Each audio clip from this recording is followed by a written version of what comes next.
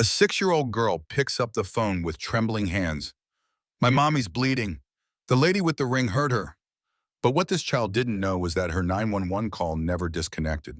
For the next 47 minutes, it recorded everything. Her father's voice, his mistress's confession, and the conspiracy that would destroy a billionaire's empire and expose secrets worth millions. This is the true story of how one brave little girl's emergency call became the most viral recording in America, taking down a tech mogul who thought he could get away with anything. What happens next will shock you. But before we dive in, if you love stories about justice and incredible courage, hit that like button and subscribe. You won't want to miss how this unfolds. Let's begin. The emergency dispatcher's voice crackled through the speakers at Greenwich Police Department. What came next would be replayed 40 million times across the internet within 48 hours. 911. What's your emergency? A child's voice, small and terrified. My mommy's bleeding. The lady with the ring hurt her. What lady? Sweetie, can you tell me your address? Daddy's work lady. She said bad words and pushed mommy down the stairs. The child's breath hitched. 1247 Riverside Drive. Mommy taught me. You're doing great, honey. What's your name? Paige Westwood. I'm 6 years old. Is the lady still there? Paige. A pause. Voices in the background. Muffled but growing louder. She's yelling at Daddy now. They're saying words I can't say. The dispatcher's fingers flew across her keyboard, sending units. Paige, I need you to stay on the phone with me. Okay, help is coming. What the dispatcher didn't know, what nobody knew yet, was that this 6-year-old girl hadn't hung up the phone. She'd set it down, thinking the call had ended, but the line stayed open. And everything that happened next was recorded. 48 hours earlier, Claire Westwood stood in the marble foyer of her $12 million Connecticut mansion, staring at the hotel keycard in her hand. She'd found it in Derek's gym bag that morning while looking for his tennis shoes.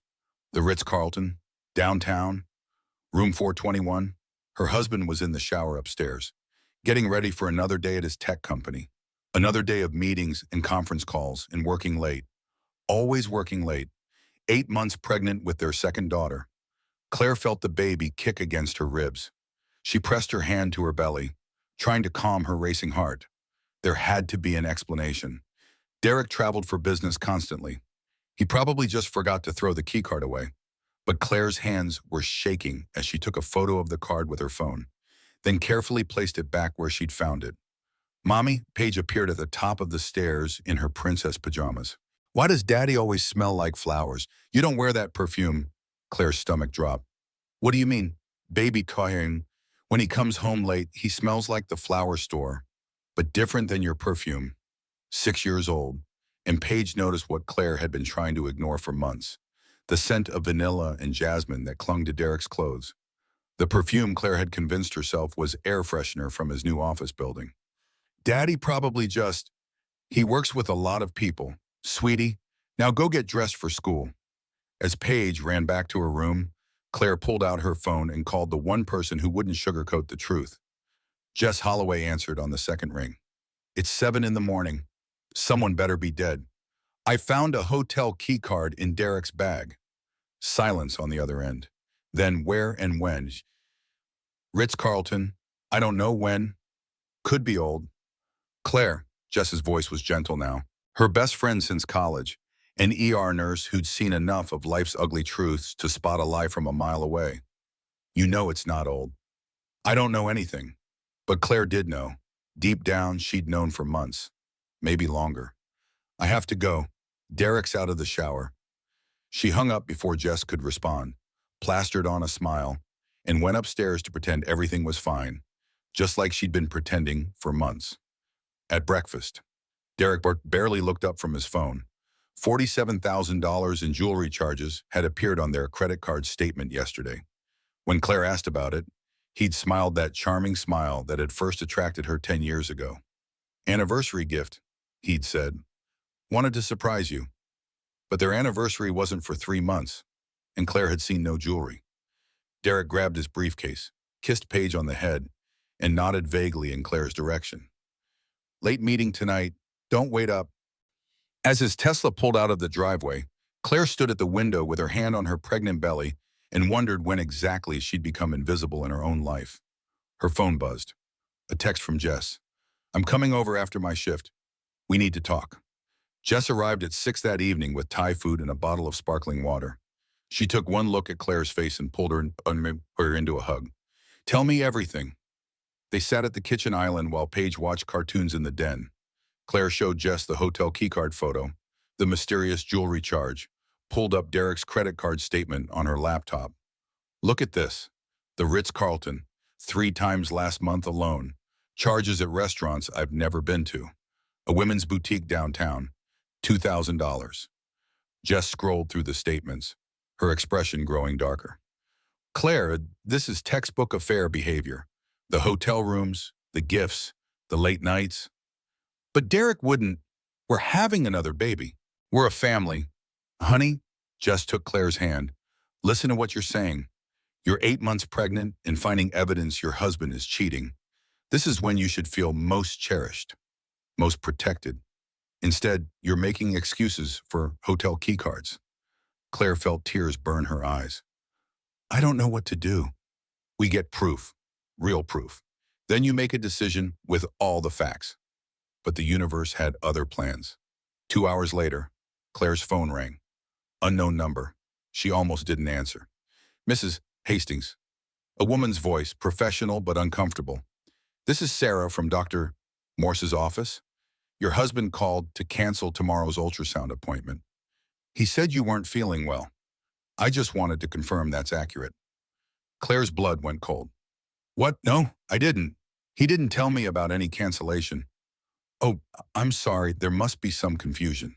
He called this afternoon. Should I keep you on the schedule?" "Yes, yes, please."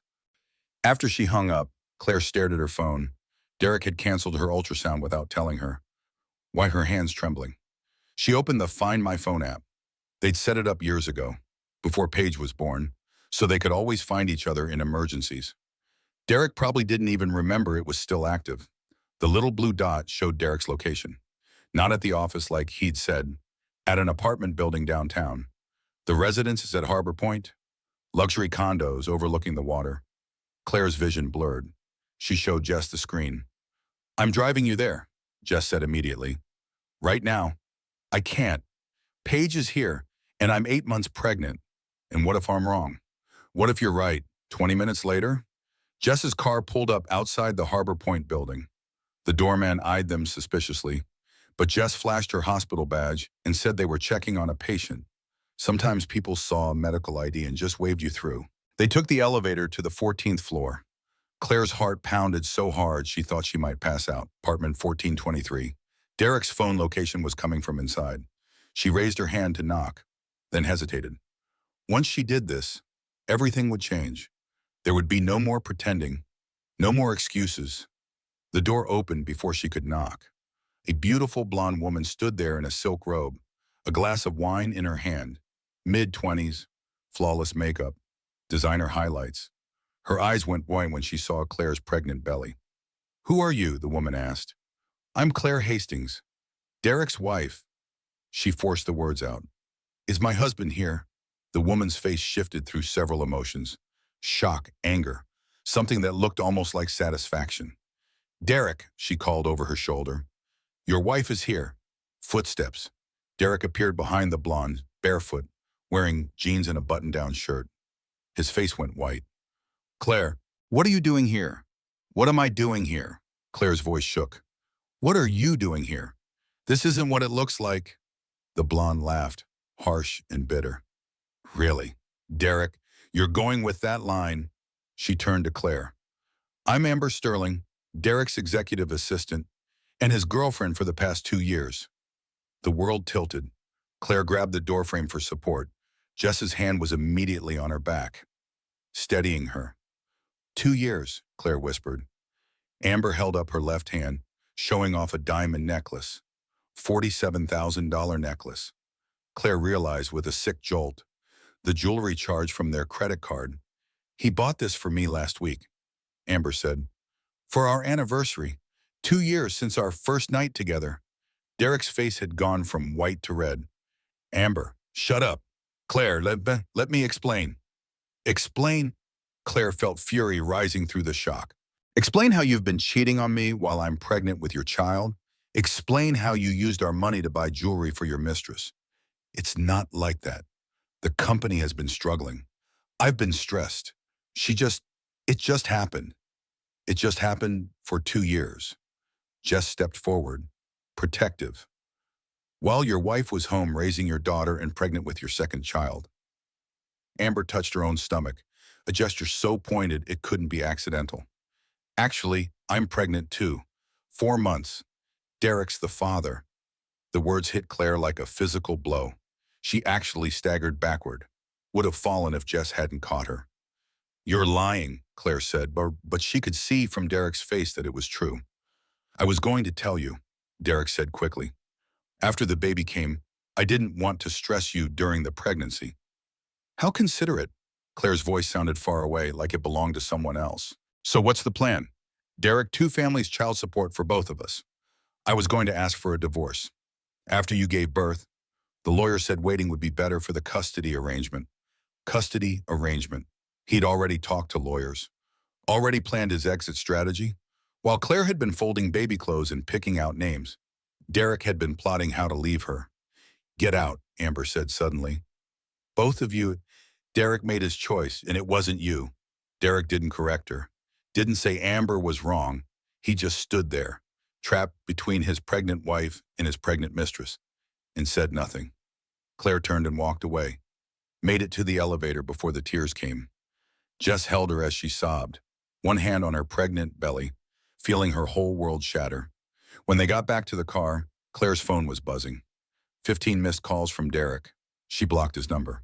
What do I do? She asked Jess. I have a 6-year-old daughter and I'm 8 months pregnant and my husband has been living a double life. First, Jess said firmly, you call the best divorce lawyer in Connecticut. I know someone, Victoria Hart. She's a shark. Then you document everything. And then you make sure Derek Hastings regrets the day he decided to betray you. But neither of them could have predicted just how ugly things were about to get. Victoria Hart's office overlooked downtown Greenwich. All glass and steel and expensive art. The attorney herself was 50-something. Silver-streaked hair. Sharp eyes that missed nothing.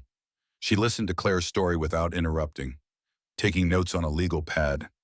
When Claire finished, Victoria leaned back in her chair. How much do you know about your husband's finances? We have joint accounts. The house is in both our names. His company is worth, I don't know. He said business was struggling. Men like Derek always say business is struggling when they're planning to leave. It's a classic move. Claim poverty so the settlement is smaller. Victoria opened her laptop. I'm going to need full access to bank statements, credit cards, any investment accounts you know about. Also, does your husband know you're here? No. I came straight from finding out. Good. Don't tell him. Don't confront him yet. We need to move carefully. Men with money and mistresses tend to make things very ugly in divorce proceedings. Claire signed the retainer agreement with shaken hands. $25,000 retainer fee. Victoria assured her they'd petition the court to make Derek pay all legal fees eventually. But for now, Claire had to use her savings. When she got home that afternoon, Derek's Tesla was in the driveway.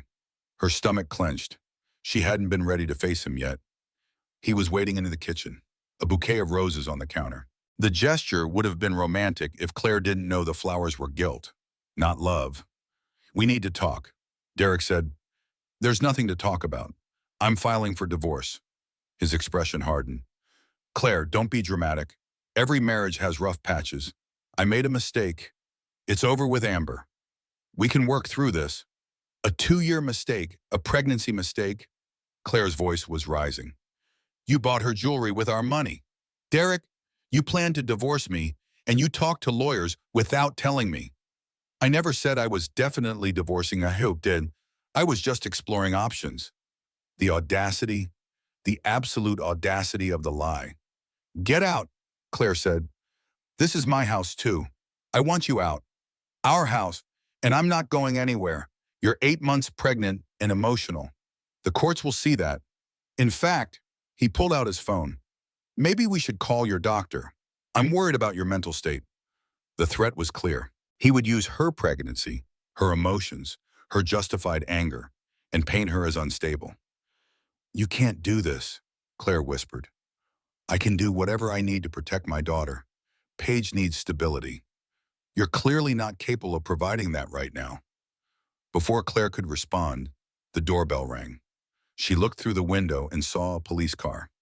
Her heart sank. Derek had that same satisfied look Amber had worn. "I called them. I told them you've been having episodes. Threats of self-harm. I'm worried about Paige's safety." Claire opened the door. Two officers stood on the porch, looking uncomfortable. "Mrs. Hastings, your husband called, said there was a domestic disturbance." "There's no disturbance." Claire's voice was steady despite her terror. "My husband had an affair. I asked him to leave. That's all." The older officer looked between them. "Sir, if she's asking you to leave, you need to go. Come back tomorrow when everyone's calmer." "I'm worried about her mental state," Derek repeated. "She's 8 months pregnant. I think she needs psychiatric evaluation." "I don't need anything except for my husband to leave my house," Claire said firmly. "Officers, I'm happy to undergo any evaluation you think is necessary, but I'm not a danger to myself or anyone else." The officers exchanged glances. The older one nodded. "Ma'am, you seem fine to us, sir. Please pack a bag. You can come back tomorrow to discuss things." Derek's mask slipped for just a second. Claire saw raw anger flash across his face. Then it was gone, replaced by that charming smile. "Of course, officers. I just want what's best for my family." He went upstairs, packed a bag, and left without another word to Claire. But the look he gave her as he walked out the door was pure malice. After the police left, Claire sank onto the couch, shaking. Jess arrived 20 minutes later, having raced over when Claire called. "He tried to have you committed." Jess was furious. "Claire, you need to document everything. Everything. This man is dangerous." That night, lying in bed alone, Claire felt the baby kick and placed both hands on her belly. "It's just us now, baby girl," she whispered. "You and me and Paige, we're going to be okay." But deep down, Claire wasn't sure. Derek had money, power, connections. What did she have? A retainer fee that drained her savings and a lawyer who said things were going to get ugly. She had no idea just how ugly they were about to become. 3 days passed in tense silence. Derek had checked into a hotel downtown. His lawyer had already sent papers to Victoria, a custody evaluation request for Paige, claiming Claire's emotional instability made her unfit. Victoria filed counter motions, but it would be weeks before court dates. In the meantime, Claire was alone in the mansion with Paige, jumping at every sound, terrified Derek would show up with more police and more accusations. On Tuesday afternoon, Claire's phone rang. Unknown number again. She'd stopped answering unknown numbers, but something made her pick up. "Claire Hastings." A man's voice. Professional. "Yes. This is Troy Beckham. I'm Derek's business partner at the company. We've met a few times at company events." Claire remembered him vaguely. Tall, friendly, always slightly uncomfortable at the corporate spouse functions. "What can I do for you, Mr. Beckham?" "I heard about the separation. I'm sorry, but I thought you should know something. Derek's been moving money, large amounts. I've been watching the books, and he's transferred over $8 million to offshore accounts in the past month." Claire's blood went cold. $8 million. He's hiding assets. I think he's been planning this for a while.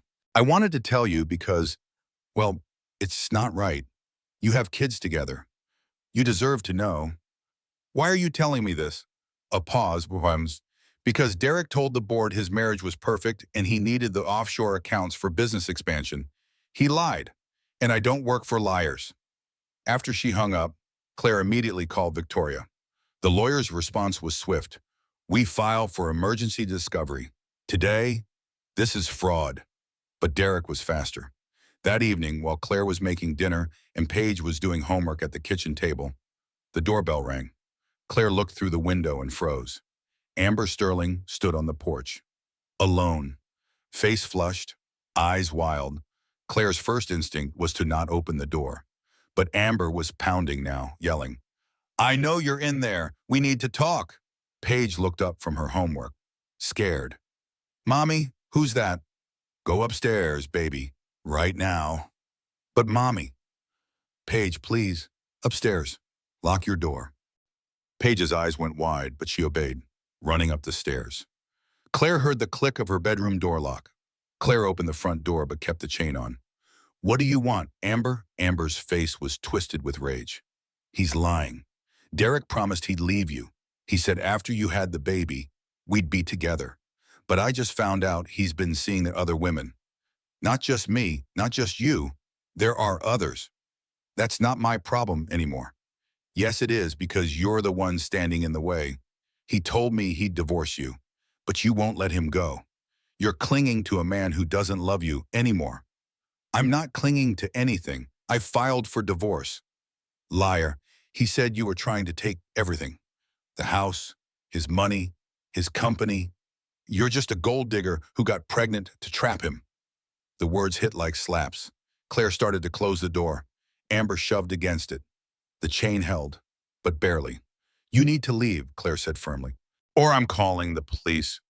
Call them. I'll tell them how you've been harassing me. How you attacked me first. I've never even spoken to you until 3 days ago. That's not what I'll tell them. Amber's smile was vicious. My word against yours, and I'm not the one who looks crazy right now. Claire slammed the door, hands shaking as she turned the deadbolt. Through the door, she could hear Amber yelling obscenities. She pulled out her phone to call 911 when she heard a car pull up. Derek's Tesla. He must have sent Amber here. This was a setup. Claire ran to the window. Derek was getting out of his car, looking at Amber with what appeared to be shock and anger. But Claire saw the calculation in his eyes. This was planned. She ran upstairs, grabbed Paige from her room. Baby, I need you to do something very important. If anything happens, if Mommy gets hurt, you call 911 just like we practiced. Remember? Paige nodded, tears in her eyes. Like we practiced for strangers. Exactly like that.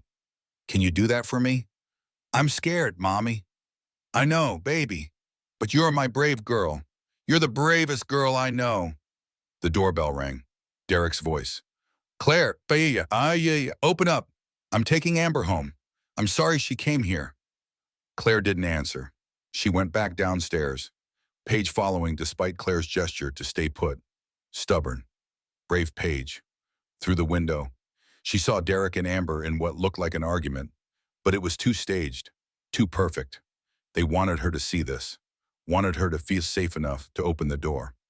Claire pulled out her phone and started recording video through the window. If this was a setup, she needed evidence. That's when Amber made her move. She rushed the door, slamming against it with her full body weight. The door held, but Amber screamed, high and piercing. She attacked me. She pushed me, Derek. She pushed me. Derek was at the door now, concerned husband act in full force. Claire, please, let me in. Amber needs help. Claire's phone was still recording. She captured everything. Derek's false concern. Amber's theatrical crying. The setup. But what Claire didn't know was that Derek had called 911 2 minutes earlier, claiming his unstable pregnant wife had attacked his assistant. Police were already en route, and upstairs, scared and trying to be brave. Paige had made her own decision. She'd grabbed the phone from her mother's nightstand, the one with the Disney case, and dialed 911 just like Mommy taught her, because Mommy had said if anything happens, and something was definitely happening. The police arrived within minutes. 2 cruisers, lights flashing. Claire watched through the window as officers approached Derek and Amber. She couldn't hear what they were saying, but she saw Amber pointing at the house, crying, playing the victim perfectly. Claire's doorbell rang. She checked the peephole, saw 2 officers, and opened the door with the chain still on. Mrs. Hastings, can you step outside, please? What's this about? We got a call about a domestic disturbance. Sir, your husband says you attacked his employee. That's not true. She came here uninvited, tried to break down my door. I have video. Claire held up her phone. The officer's expression softened slightly. Ma'am, can you send that to me? And yes, please step outside so we can sort this out. Claire removed the chain and stepped onto the porch. The night air was cold. She wrapped her arms around her pregnant belly. Amber was across the lawn, being comforted by Derek. She looked up as Claire emerged, and her expression shifted. For just a second, Claire saw pure hatred. Then Amber did something Claire never saw coming. She broke away from Derek and ran at Claire, screaming, "You ruined everything, he was mine. It happened so fast." Oh, 1 second, Amber was 20 feet away. The next she was on the porch. Hands raised, Claire stumbled backward, tried to catch herself on the doorframe. But Amber's hands connected with Claire's shoulders, pushing hard. Claire's pregnant body, already off balance, tipped backward. She fell. The world seemed to move in slow motion. Claire's back hit the marble floor of the foyer. Pain exploded through her spine. Her head cracked against the floor with a sickening thud. Everything went white, then red, then gray. Through the haze, she heard screaming. Multiple voices. Paige's voice, high and terrified. "Mommy! Mommy! No!" Derek's voice. "What did you do, Amber? What the hell did you do?" "Amber, she fell. She just fell. I didn't. I barely touched her." Officers yelling, "Everyone back! Call an ambulance!" Claire tried to move, but her body wouldn't respond. She could feel wetness under her head. Blood. There was so much blood. "Mommy, Paige was there," her small face appearing above Claire. "Mommy, wake up. Please wake up." "Paige," Claire tried to say, but it came out as a moan. "Someone get this child away from the scene," an officer shouted. "No," Paige screamed. "That's my mommy. Mommy needs me." Through the growing darkness, Claire heard more sirens, felt hands on her, checking her pulse, her breathing. Professional voices. 32 weeks pregnant, significant head trauma, bleeding. We need to move fast. She tried to focus on Paige's face, tried to tell her daughter she'd be okay, but the words wouldn't come. The last thing Claire heard before everything went black was Paige's small, brave voice. "I called 911, Mommy, just like you taught me. Help is coming. You're going to be okay. You have to be okay." Then nothing. Detective Grant Pierce had been on the force for 20 years. He'd seen domestic violence cases, custody battles, affairs gone wrong, but something about the Hastings case made his instincts prickle. He arrived at the scene 20 minutes after the ambulance left. Amber Sterling sat in the back of a patrol car, crying. Derek Hastings stood on his lawn, playing the shocked husband. And upstairs, a 6-year-old girl had barricaded herself in her bedroom and wouldn't come out. "Tell me what happened," Grant said to the first officer on scene. "Call came in about a disturbance. Husband said his wife was unstable, had attacked his assistant. When we arrived, the assistant was outside. Wife was inside. Wife came to the door. Assistant rushed her. Wife fell. Rushed her. That's what it looked like. But the husband and assistant claimed the wife attacked at first, through the doorway." Grant's instincts prickled harder. "Where's the child?" "Upstairs. She witnessed everything. Won't let anyone near her except her mother's friend. A nurse. Woman just arrived." Grant went inside.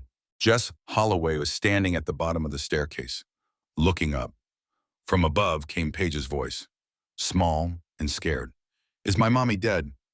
"No, baby." Jess called up. "Your mommy is at the hospital. She's hurt, but the doctors are helping her. Can you come down so we can go see her?" "The bad lady hurt mommy. She pushed her. I saw." Grant's radar went off completely.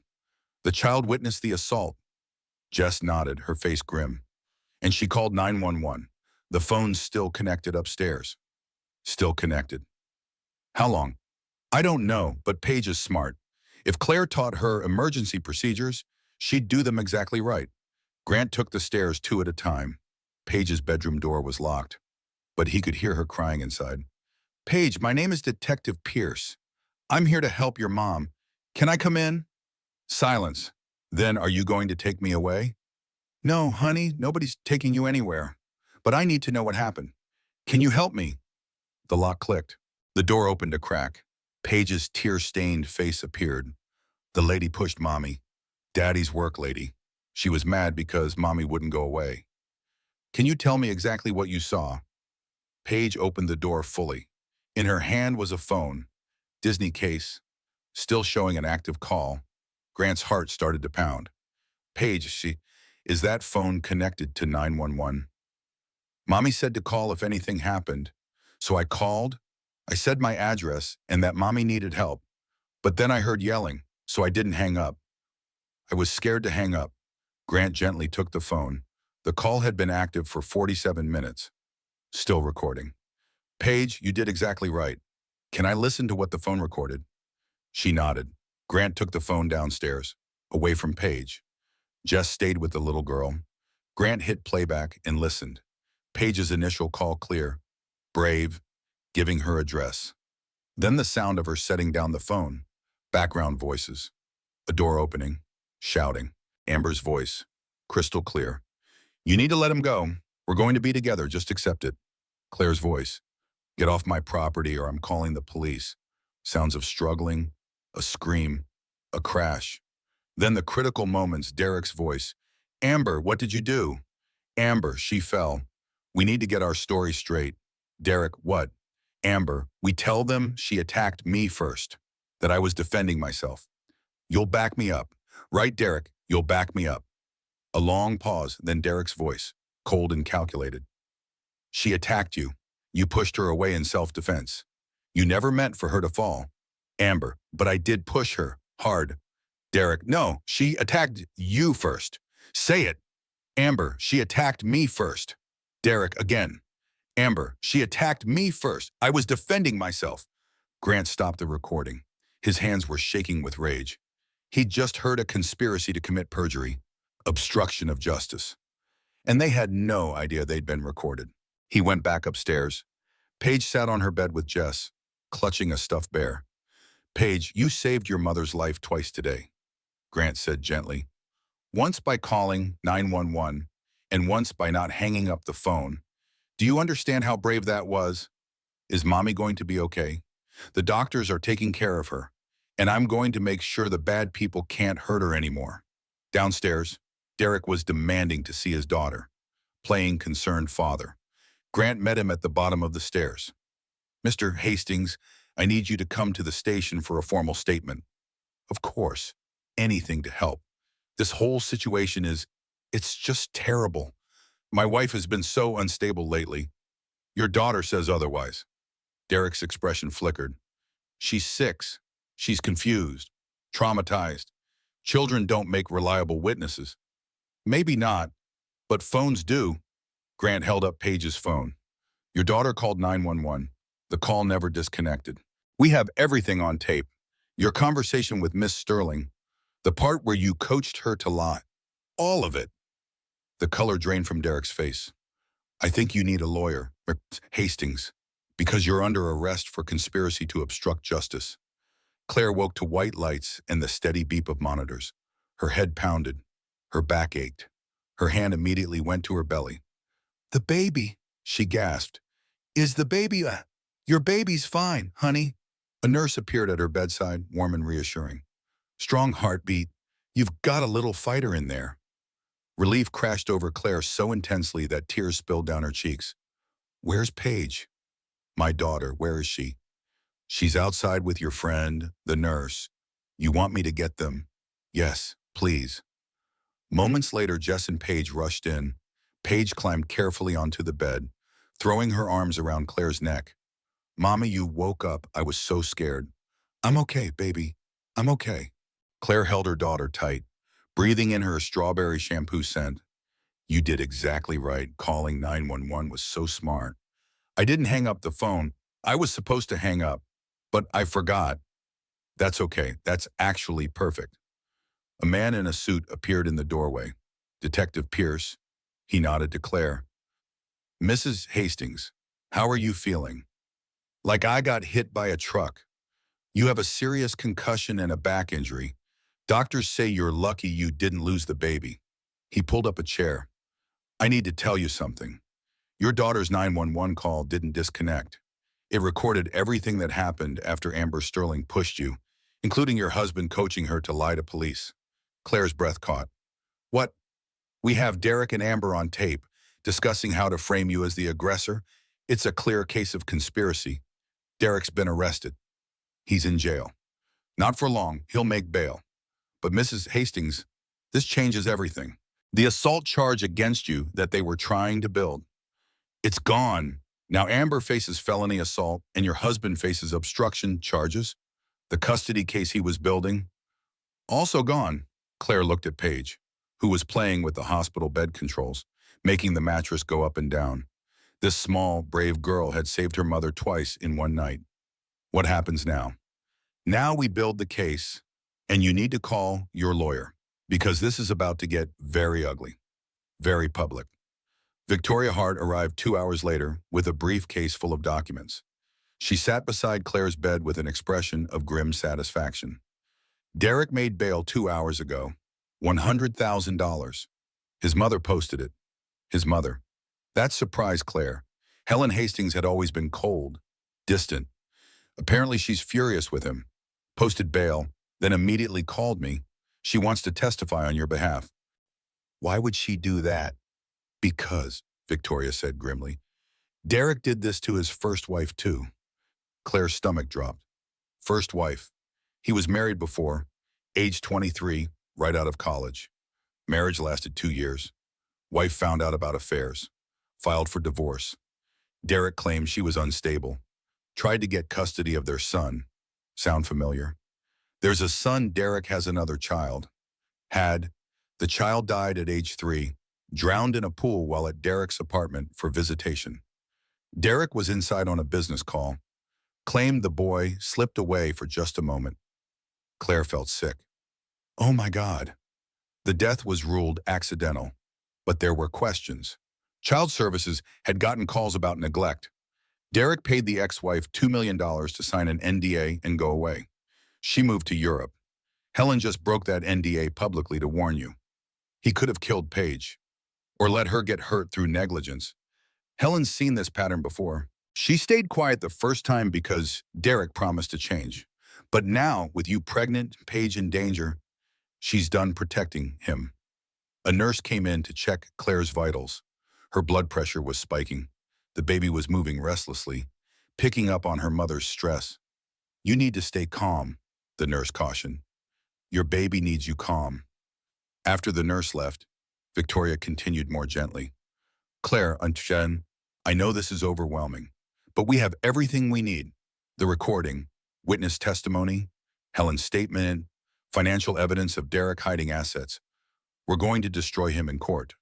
When, quote, emergency hearing in 3 days, Derek's lawyer is already trying to suppress the 911 recording, claiming illegal wiretapping. They'll fail.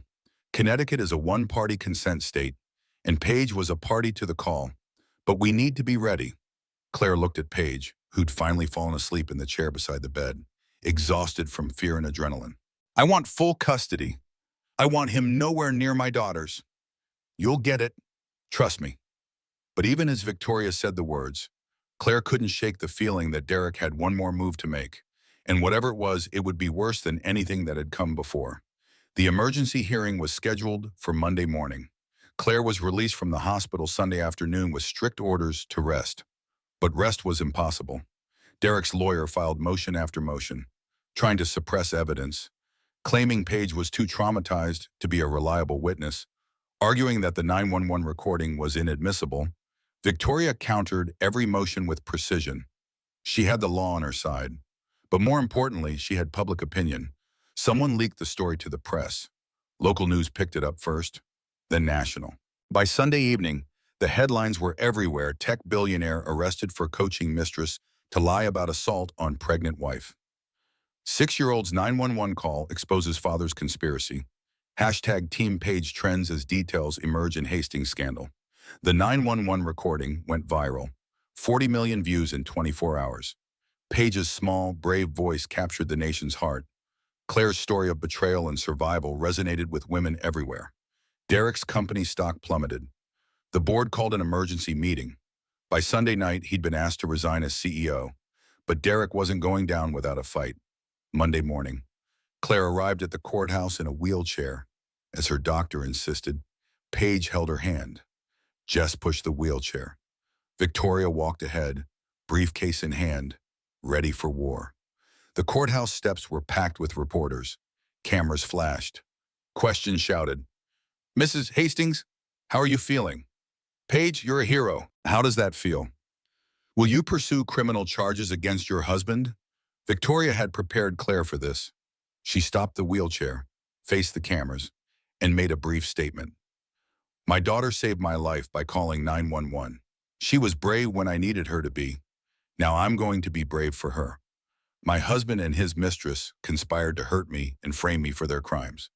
Today, justice begins. Short, powerful, soundbite perfect. The clip would play on every news station by noon. Inside the courtroom, Derek sat at the defendant's table with his lawyer, Clark Morrison. Derek looked haggard. 3 days in jail had stripped away his polished veneer. He'd made bail, but the damage was done. The judge entered. Martha Thornton, 62, with iron gray hair and a reputation for not tolerating nonsense. Let's begin. Mr. Morrison, your client faces serious allegations. Clark Morrison stood. Your Honor, my client is a victim of a vindictive wife who's using their daughter as a weapon. The 911 recording was obtained illegally. Counselor, we've been over this. Connecticut is a one-party consent state. The child was a party to the call. The recording is admissible. Move on. Morrison's jaw tightened. Then we petition for the child's testimony to be excluded. She's 6, too young to understand what she witnessed. Victoria stood. Your Honor, may I play the recording? Judge Thornton nodded. The bailiff set up the audio system. The courtroom fell silent. Paige's voice filled the room. Clear, calm despite her fear, giving her address, explaining what happened, staying on the line, then the conversation between Derek and Amber, plotting their lie. When it finished, Judge Thornton's expression was cold. Mr. Morrison, saying, that child sounded extremely clear-headed to me. Motion denied. Victoria called her first witness, Detective Pierce. He testified about arriving on scene, finding Paige barricaded in her room, discovering the recording. His testimony was damning. Next, Jess Holloway. She testified about Derek's affair, about finding him with Amber, about Claire's deteriorating mental state as she discovered her husband's betrayal. Then Helen Hastings. Derek's own mother took the stand and destroyed him. My son has a pattern, Helen said, her voice steady. He had an affair during his first marriage. He tried to claim his first wife was unstable. He used the same tactics, the same lifestyles. When their son died due to Derek's negligence, I thought he'd change. I was wrong. Derek's face went white. Clark Morrison objected frantically. But Judge Thornton allowed the testimony as character evidence. Finally, Troy Beckham, Derek's business partner. He presented evidence of the offshore accounts, the hidden assets, the $8 million Derek had moved to shield from divorce proceedings. He's been planning this for months. Troy testified. He told me his marriage was perfect, that he needed offshore accounts for business expansion. It was all lies. By lunch recess, Derek was destroyed. Victoria hadn't even put Claire on the stand yet. During the break, Derek's lawyer approached Victoria with a settlement offer. Full custody to Claire, the house, 60% of assets. He'll walk away. Victoria showed the offer to Claire. What do you think? Claire looked through the courtroom window at Derek. He sat alone at the defense table, his empire crumbling. She thought about the hotel rooms, the litsuais, the jewelry bought with their money. She thought about Amber's plans pushing her backward, about waking up in a hospital, wondering if her baby had died. No, Claire said. I want 70%. I want him to have supervised visitation only, if Paige agrees. And I want $500,000 in a trust for Paige's therapy and education. He'll never agree to 70%. Then we go to trial. And I testify, and the jury hears everything. Victoria smiled. I'll present the counteroffer. 20 minutes later, Clark Morrison returned. He accepts all terms. Just like that, it was over. Derek Hastings, tech billionaire, master manipulator, surrendered everything. As they left the courthouse, reporters swarmed again. This time, it was Derek they mobbed. Mr. Hastings, how do you respond to your mother's testimony? Did you really have a first wife whose child died? Are you a sociopath? Derek pushed through the crowd without answering. As he reached his car, Helen Hastings appeared. I'm ashamed of you, she said, loud enough for cameras to catch. I should have stopped you years ago. Claire, I hope you can forgive me for staying silent. Claire, still in her wheelchair, looked up at her former mother-in-law. You spoke up when it mattered. Thank you. The image of Derek's own mother choosing his victim over him became the defining photo of the case. It was on every front page by evening. 3 months after the settlement, Claire stood in the nursery of her new townhouse, rocking baby Ivy, born healthy at 37 weeks. Ivy was everything Claire needed, proof that something beautiful could come from tragedy. Paige sat on the floor, showing her baby sister a picture book. And this is a butterfly. Ivy, one day you'll see real ones. Claire's new home was modest compared to the mansion. 3 bedrooms, small yard, but it was hers. Bought with settlement money, decorated by her own hand. No ghost here, no lies. Her phone buzzed. Text from Victoria. Turn on channel 8. Derek's sentencing. Claire turned on the small TV in the nursery. The local news showed Derek in an orange jumpsuit, standing before a judge. The criminal trial had been swift. Conspiracy to obstruct justice, financial fraud, perjury. Derek Hastings, the judge intoned, you abused your position, your wealth, and your family's trust. I sentence you to 8 years in state prison. 8 years. Derek would be 46 when he got out. His company had been seized by the board, his reputation destroyed, his wealth, most of it, gone to Claire. Claire turned off the TV. She felt no joy in his downfall, just relief that it was over. A knock at the door. Jess appeared with coffee and bagels. Saw the news. How do you feel? Numb. Is that wrong? It's normal. You're still processing trauma. Jess sat beside her, watching Paige play with Ivy. But look at them. They're happy, safe. That's what matters. Claire had restarted her real estate business, small at first, just a few clients. But word spread. Women leaving abusive relationships sought her out. They trusted her. She understood what it meant to rebuild from nothing. Within 6 months, Claire's business was thriving. She'd closed 15 sales, earned $200,000 in commissions.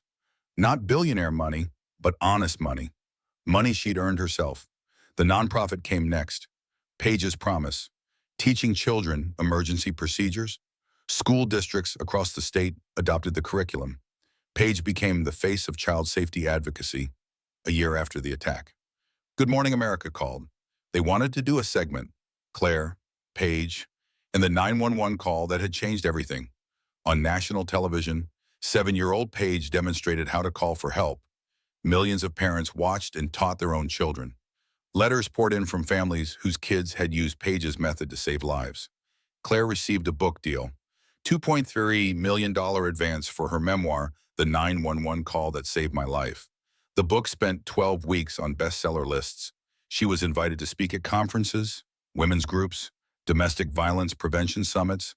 Her message was simple: you're stronger than you think, and asking for help isn't weakness. Dating came slowly. Claire wasn't ready for a long time, but eventually she met someone, a firefighter named Michael who'd lost his wife to cancer. He understood grief and healing. He was patient with Paige, gentle with Ivy, and he showed up every time.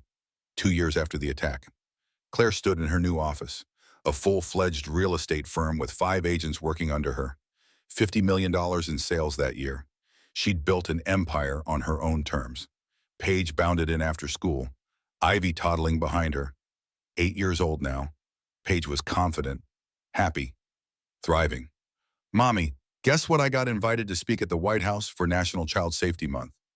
Claire pulled her daughter into a hug. I'm so proud of you, baby. Are you happy now, Mommy? Claire looked around her office, at her daughters, at the life she'd built from ashes. Happy no, baby. I'm free, and free is better than happy. 5 years after the 911 call that destroyed a billionaire, Claire Westwood stood backstage at a TED conference in Austin. Her speech had been watched 3 million times online. But today was different.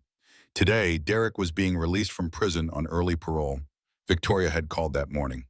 He's out, served 5 years of the 8-year sentence. Good behavior. Claire had thanked her and hung up. She felt nothing. Derek Hastings was a chapter of her life that had closed long ago. On stage, she delivered her talk to thunderous applause. The audience gave her a standing ovation. Afterward, People lined up to thank her, to tell her how her story had helped them leave abusive relationships, find courage, rebuild their lives. Among the crowd was a young woman, mid-20s, nervous. "Mrs. Westwood, I'm Amber Sterling." Claire went very still. Amber looked different, older, worn down, no designer clothes, no expensive highlights. Just a woman carrying the weight of her mistakes. "I don't expect forgiveness," Amber said quietly. "I just wanted to say I'm sorry. I was angry and stupid, and I nearly killed you. I think about it every day. I'm in therapy. I'm trying to be better." Claire looked at the woman who'd pushed her downstairs, who'd almost killed her unborn child. She felt no anger, just pity. "I hope you find peace, Amber. Real peace, not the kind you steal from someone else." Amber nodded, tears in her eyes, and walked away. That evening, Claire returned to her Connecticut home. Not a mansion this time, a comfortable house in a good neighborhood. Paige, now 11, was doing homework at the kitchen table. Ivy, 5 years old, was drawing pictures of butterflies. Michael was making dinner, filling the house with the smell of garlic and laughter. This was her life now. Simple, honest, whole. Her phone buzzed. Unknown number. She almost didn't answer, but something made her pick up.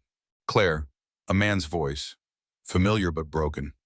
"Derek, how did you get this number?" "I'm not supposed to call." "I know, but I needed to say something." Claire almost hung up, but curiosity held her. "What? I'm sorry, but for all of it. The lying, the cheating, the attack.